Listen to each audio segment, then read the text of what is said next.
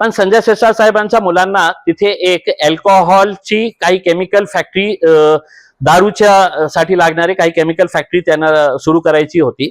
मग MIDC ने काय केलं, ते एक जे प्लॉट ट्रक टर्मिनस साठी रिझर्व्ह होतं ते प्लॉट त्यांनी डी रिझर्व्ह केलं. प्रायोरिटी लँड अलॉटमेंट कुणाला, सिद्धांत संजय शिरसाटला. कंपनी का नाव आहे कॅमिओ डिस्टिलरीज प्रायव्हेट लिमिटेड. आता त्यांनी एक कंपनी एस्टॅब्लिश केली कॅमिओ डिस्टिलरीज नावाची. त्या कॅमिओ डिस्टिलरीज मध्ये 3 पार्टनर्स होते.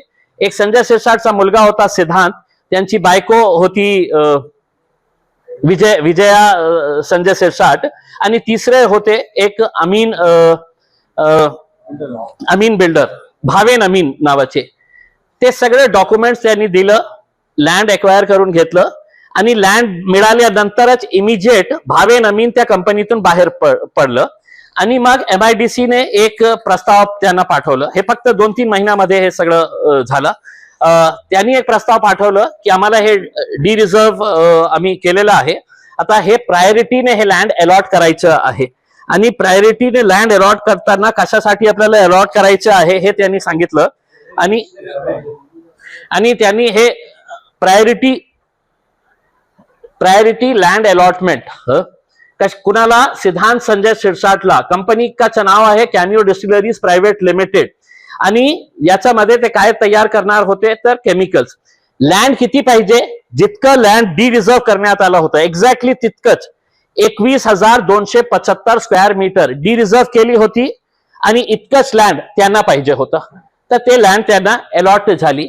आता त्याच्यामध्ये ऍब्सोल्यूट अल्कोहोल तयार करण्यासाठी हे कंपनी ते फॅक्टरी स्टार्ट करणार होते.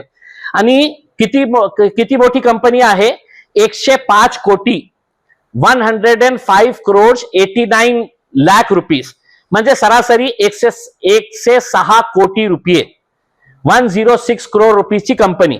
आता हे कंपनी एस्टॅब्लिश करण्यासाठी तुम्हाला स्वतःचा कॉन्ट्रीब्युशन करावं लागतं, जे तुम्ही ऍप्लिकेशन मध्ये दिलेले आहे. आणि ऍप्लिकेशन मध्ये म्हटलेले आहे की 26 कोटी 26 crore 47 लाख रुपीज मी माझा स्वतःचा कॉन्ट्रीब्युशन करणार आहे.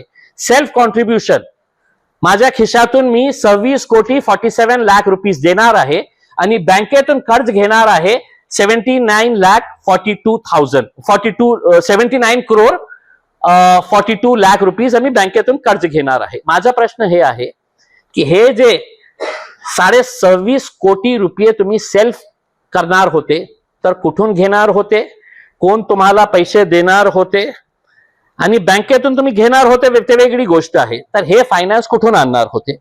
आता अमीन बाहेर पडल्यानंतर बँकेत फक्त 2च डायरेक्टर्स राहिलेले आहे, एक त्यांचा मुलगा, दुसरी त्यांची पत्नी. आता हे बोलण्याचा तुमच्याकडे कोणत्याही कारण नाही आहे की 5 पार्टनर्स होते आणि त्या 5 पार्टनर 2-2, 3-3 कोटी रुपये जमा करणार. हे 2 डायरेक्टर्स मिळून 26 कोटी रुपये कुठून आणणार होते. त्यांची बायकोची नेट इन्कम मागच्या रिपोर्ट प्रमाणे एफिडेव्हिट जे तुम्ही दिलेले आहे ते वर्षात 25 लाखाची आहे. मग 25 लाखाच्या आधारावर तुमच्यावर आजच्या घडीला 12.5 कोटी रुपयाचा कर्ज आहे.